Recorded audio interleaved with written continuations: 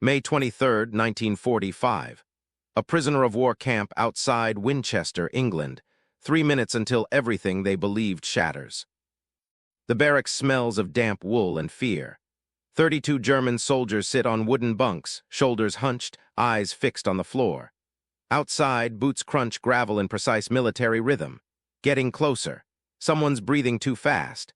Klaus Brenner, 19, with a face that hasn't learned to shave properly, grips the edge of his bunk until his knuckles bleach white. They know what's coming. They've heard the stories whispered through the camps, passed from transport to transport like contaminated water. British soldiers going through personal effects, taking everything. Watches, wedding rings, photographs of mothers and wives, anything with value, anything with meaning. Nichts anfassen, France had hissed 2 bunks over. Don't touch anything. Hide what you can. They'll take everything. Franz Kohler, 34, a veteran of North Africa and Normandy, has survived this war by understanding one principle: trust nothing, protect everything. He's sewn his wife's last letter into the lining of his boot. His father's pocket watch is wrapped in oilcloth and buried in the latrine pit. His iron cross, earned at Tobruk, he threw into a river 3 days after capture. Better lost than stolen. The door swings open. 3 British guards enter. The first is Sergeant William Hayes, 40-something, with salt and pepper hair and the weathered face of someone who's seen too many winters in too many trenches. The second is Corporal David Chen, younger, Chinese-British, holding a clipboard. The third is Private Thomas Whitmore, barely 20, with red hair and freckles that make him look like someone's younger brother. "Attention," Hayes says in accented German. His pronunciation is clumsy but understandable. The prisoners stand. Not quickly, they've learned not to show too much obedience, not to seem eager. Resistance takes small forms now. "We're conducting an inventory," Hayes continues. "Each of you will present your personal effects for documentation and inspection. You'll get everything back. This is not confiscation. This is record-keeping." Silence, no one moves. France catches Klaus's eye, shakes his head microscopically. "It's a lie. It's always a lie." "I know what you're thinking," Hayes says, and something in his voice shifts. Softer now, almost tired. "I know what you've been told, but we're not here to rob you. We're here to document what you have so when you're repatriated, you leave with what you arrived with. That's all. If you've never heard what happened next, you're about to discover why this moment changed everything these men believed about their captors. Hit subscribe, because every week we uncover the story's history buried, the moments where humanity interrupted war. Klaus goes first, not because he's brave, but because France pushes him forward, a test case. If they're going to steal, let them steal from the youngest first. Klaus approaches the table Hayes has set up, places his items down with shaking hands. One battered harmonica, a photograph of his sister, edges worn, soft from handling, a small wooden cross his mother gave him. That's all he has left. Everything else was lost in the chaos of surrender. Hayes picks up the photograph. Klaus tenses, ready for it to disappear into a British pocket. Instead, Hayes examines it carefully, turns it over, reads the inscription on the back. "Für meinen Bruder Klaus, komm nach Hause, for my brother Klaus, come home." "Your sister?" Hayes asks. Klaus nods, doesn't trust his voice. "She's got your eyes," Hayes says and hands it back, just like that. He picks up the harmonica, checks it for contraband. There's a war on, even if it's ending, and places it back on the table. The cross he doesn't touch. Just marks on his inventory sheet. One photograph, one musical instrument, one religious item. "Next," he calls. France watches this, frowning. A trick. Has to be. They're establishing trust, then they'll spring the trap. That's how interrogations work. He's seen it before. France approaches with his meager collection. A tin of tobacco, mostly empty. A spoon he carved from scrap wood during the long winter in Belgium. A sketch his daughter made, stick figures holding hands under a crayon sun. He's 28. She's 5, was 5. He doesn't know if she's still alive. Hayes catalogs each item. Doesn't take the tobacco, even though British rations don't include it. Doesn't mock the crude spoon. When he picks up the drawing, he studies it for a long moment. "How old?" Hayes asks quietly. 5 when I left." "That's the hardest age," Hayes says, and there's something in his voice that suggests he knows. He sets the drawing down carefully, precisely, as if it's made of glass. You'll see her again. You cannot promise that. No, Hayes agrees. But I can document that this drawing is yours and make sure it goes home with you when you do. Watches are logged, not pocketed. Letters are noted, not read aloud for sport. One man has a flask engraved with his grandfather's initials. Hayes marks it down, hands it back, says nothing about the obvious value. Another has a Hitler Youth badge he's tried to deface. Hayes doesn't confiscate it, just writes political insignia damaged and moves on. By the 15th man, the atmosphere in the barracks has shifted. The prisoners aren't standing at rigid attention anymore. They're watching, confused, trying to reconcile this reality with everything they've been taught. Then comes Werner. Werner Schulz, 42, a Feldwebel sergeant from Essen. He's been a prisoner for 3 weeks, captured during the Rhine crossings. He's seen things that have emptied his eyes of everything except survival. He approaches the table with nothing in his hands. No personal effects, Hayes asks. All lost, Werner says flatly. Nothing, not evens. Nothing. Hayes studies him. There's a lie here obvious to anyone who's done this work long enough. Soldiers don't lose everything. They hide it, yes. Bury it, yes. But lose it? Rarely. Werner, Hayes says, switching to English, then back to German. I'm going to be very clear. If you're hiding something because you think we'll take it, you're wrong. If you're hiding something because it's contraband, weapons, intelligence, materials, you're making a mistake. But if you're hiding something because it's personal and you don't want us knowing about it, I understand. And I'm telling you, document it now or you'll have trouble claiming it later. Werner's jaw works. He's making calculations behind those empty eyes. I have something. Show me. Werner reaches into his uniform jacket, pulls out a small cloth bundle, unwraps it slowly. Inside, a Star of David on a silver chain. The barracks goes silent. Every prisoner is watching now. Every guard has stopped moving. It belonged to a girl, Werner says, voice barely above whisper. In Dusseldorf, her family was being moved. She was 7, maybe 8. She dropped it during the loading. I picked it up. I don't know why. I meant to return it, but... He trails off. There was no returning it. They both know where those trains went. Hayes doesn't touch the star, just looks at it, then at Werner.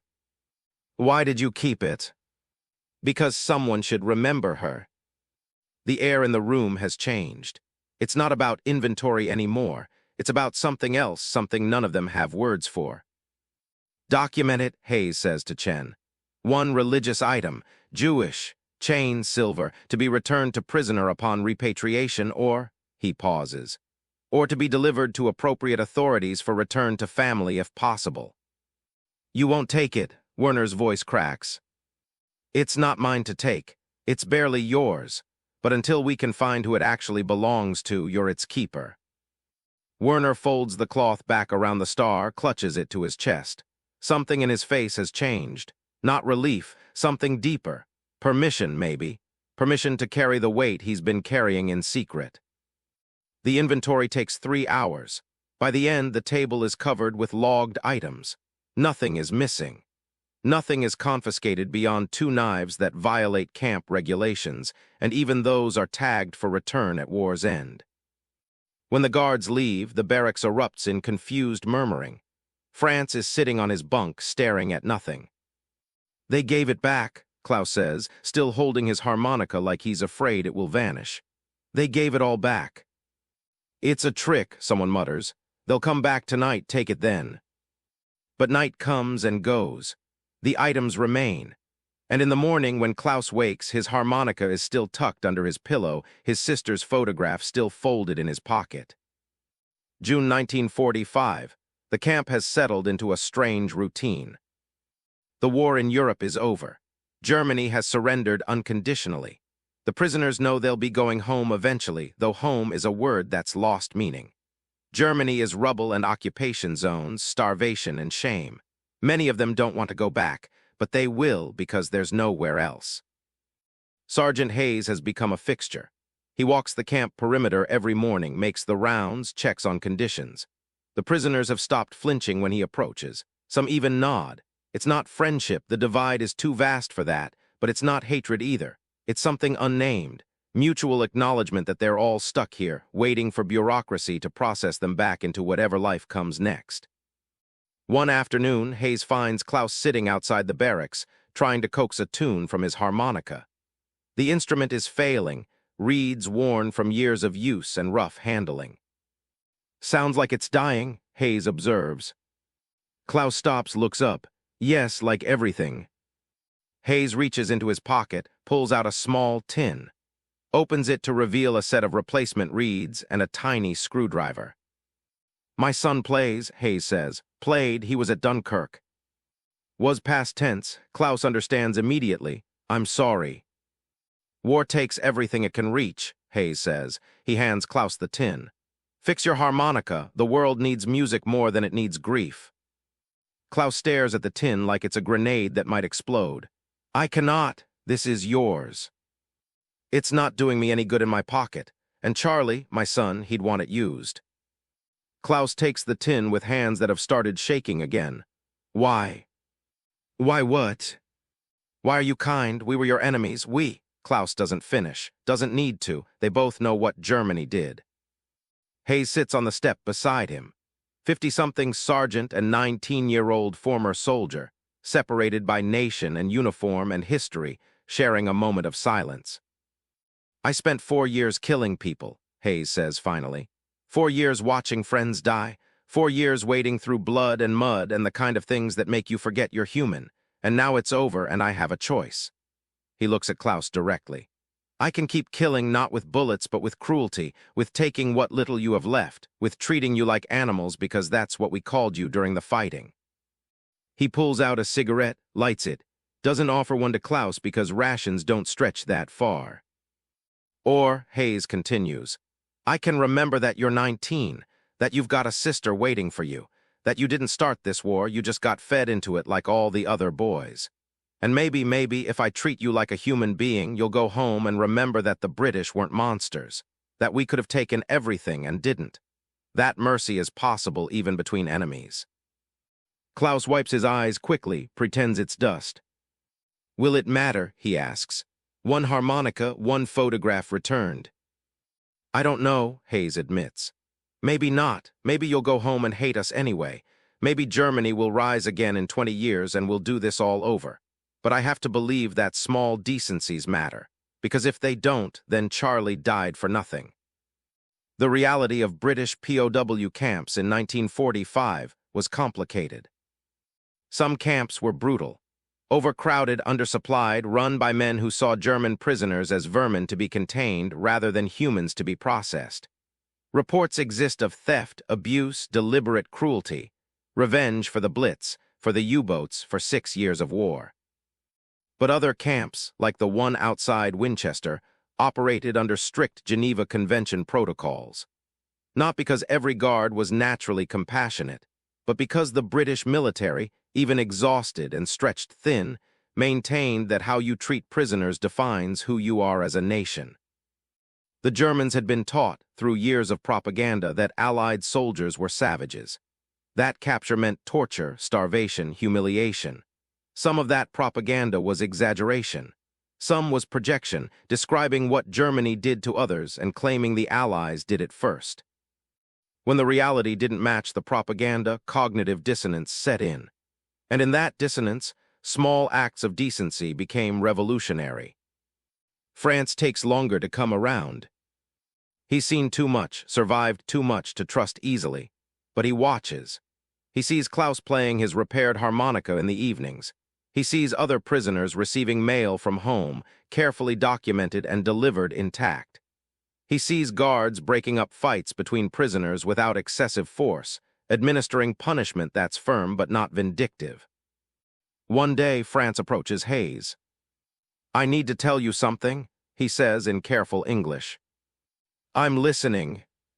"I buried items in the latrine pit. A watch, a letter, I thought you would steal them." Hayes nods, and now. "I want them on your inventory, in case—" France doesn't finish. "In case he dies before repatriation. In case the camp transfers him somewhere else. In case the fragile order here collapses and chaos returns." "I'll get a shovel," Hayes says. They dig together, British sergeant and German Feldwebel, both covered in filth, both searching through shit for small treasures that mean everything and nothing. They find the oilcloth bundle. France unwraps it. The watch still ticks. The letter is intact, though the paper has started to deteriorate at the edges. Hayes doesn't read the letter, just notes it on his inventory sheet, places it in a sealed envelope marked with France's name and POW number. "Thank you," France says. "For what?" "For proving me wrong." July 1945, repatriation begins. The prisoners are processed in groups, given documents, medical checks, transportation assignments. They're going home to a Germany that doesn't exist anymore. The Reich is ashes.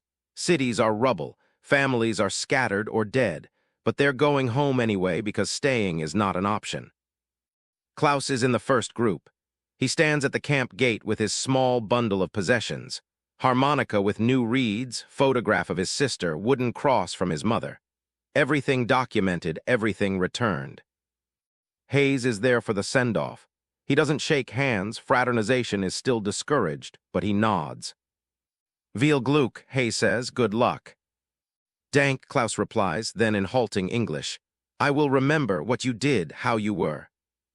"Then don't waste it," Hayes says. "Go home and build something better than what we tore down." Klaus boards the truck, looks back once. Hayes is already turning away toward the next group, the next processing, the endless bureaucratic machinery of moving thousands of men back to lives that no longer exist. Werner leaves in the third wave.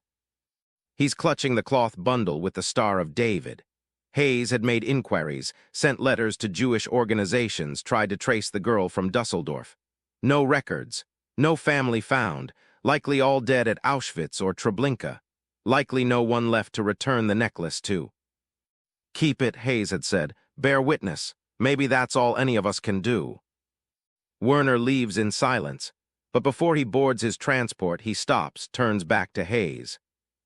"I didn't know," he says. "About the camps, about what we did, I swear I didn't know." Hayes has heard this from dozens of prisoners. Some are lying. Some are telling the truth. Most are somewhere in between. They knew something, but not everything, and didn't ask questions because asking was dangerous.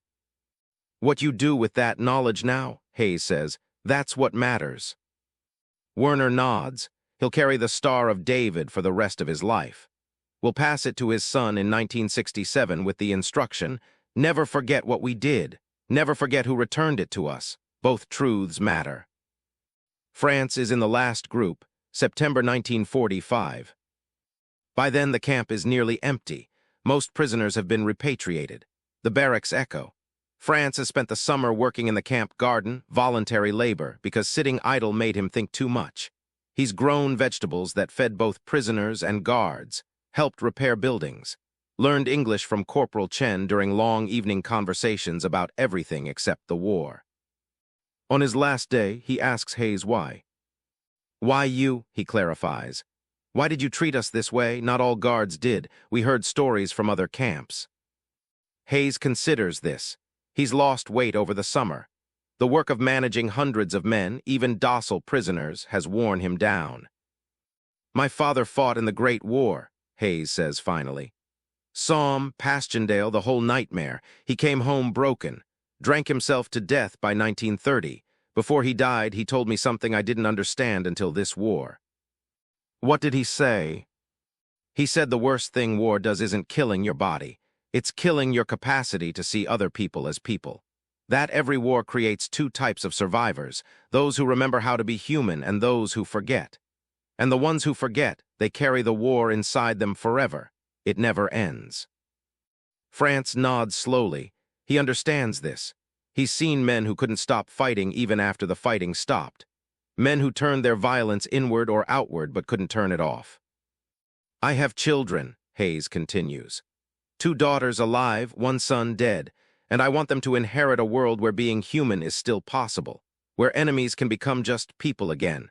That doesn't happen if I steal your watch or mock your daughter's drawing. It happens when I prove that decency survives war." "Does it," France asks, "survive?" "I don't know, but I'm trying to find out." France Kohler returned to Germany in September 1945. His wife was alive, living in a refugee center in Hamburg. His daughter was 7 now, barely remembered him. He worked as a translator for British occupation authorities. His English, learned in the POW camp, was his most valuable skill. He never spoke about the war, but he kept the inventory sheet Hayes had given him, with every item logged in careful handwriting. Klaus Brenner made it back to his village in Bavaria to find his sister married to an American GI. They immigrated to Ohio in 1947. Klaus became a music teacher, played harmonica for his students, and told them when they asked about the reeds, "A British sergeant gave them to me after the war. He taught me that even enemies can be kind." Werner Schulz struggled. The Star of David haunted him. He worked construction in Berlin, rebuilt the city he'd helped destroy. In 1961, he attended the Eichmann trial in Jerusalem, testified about what he'd seen, gave the star to a survivors organization with a note, "I don't know who she was, but someone should." William Hayes retired from the army in 1947, returned to his village in Kent, opened a small garage, repaired cars, lived quietly. He didn't talk about the war.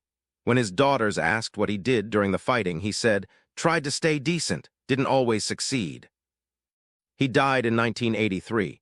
At his funeral, his daughter found a box of letters from former prisoners. Klaus had written in 1950, France in 1955, Werner in 1967, others over the years, all saying roughly the same thing: "Thank you for treating us as human, it mattered." The lesson that history forgot. World War II produced millions of stories about combat, heroism, strategy, and sacrifice. But it also produced quieter stories. Stories about what happens after the shooting stops. About how you treat people when you don't have to be kind, when kindness costs something, when the world would understand if you took revenge. The British military processed over 400,000 German POWs through camps across England and Scotland between 1944 and 1948. Most were treated according to Geneva Conventions, not because every guard was naturally compassionate, but because the system, however imperfect, tried to maintain that how you treat the defeated defines whether you're truly civilized. Some prisoners were robbed, some were abused, some camps were nightmares of neglect, but other camps like Winchester, like the hundreds of others that kept careful inventory logs and returned wedding rings and respected photographs of children, those camps proved something important. They proved that the cycle of dehumanization can be broken, that propaganda can be disproven, that small acts of decency, multiplied across thousands of interactions, can create something that looks like hope. In British military archives, in dusty boxes marked POW Administration 1945, there are hundreds of thousands of pages, each one listing items: watches, photographs, letters, harmonicas, carved spoons, children's drawings, each one signed by a guard and a prisoner, each one proof that someone somewhere chose to remember that the enemy was human. Klaus's harmonica is in a museum in Ohio now, donated by his grandson. The display card reads, "Repaired by British SGT, William Hayes, June 1945, evidence that kindness survives war."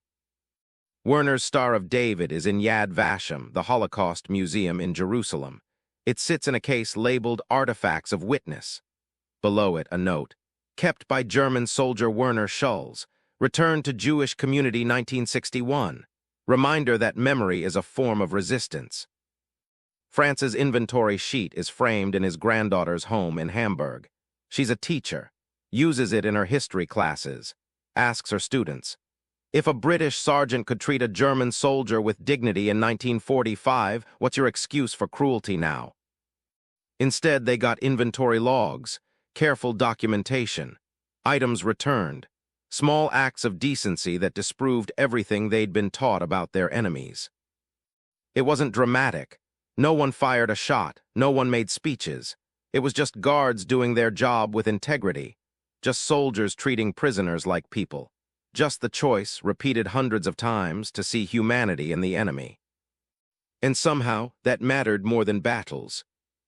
Because battles end, wars end, but how you treat people when you have all the power and they have none, that echoes through generations. The prisoners whispered, "Don't touch anything." The guards did the opposite. They touched everything carefully, respectfully, and then gave it all back. And in doing so, they changed what those men believed about enemies, about humanity, about whether decency can survive the worst things people do to each other. The answer, it turns out, is yes, but only if someone chooses it.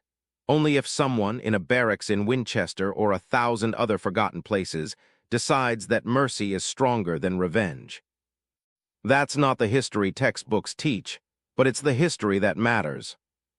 If this story changed how you think about enemies, about kindness, about what it means to be human when the world gives you permission to be cruel, share it. These stories matter, not because they're about the past, but because they're about the choice we still face every day. Subscribe for the hidden chapters of history, the moments where humanity interrupted war, the stories that remind us who we could be, even when the world tells us to be something less. Thank you for watching.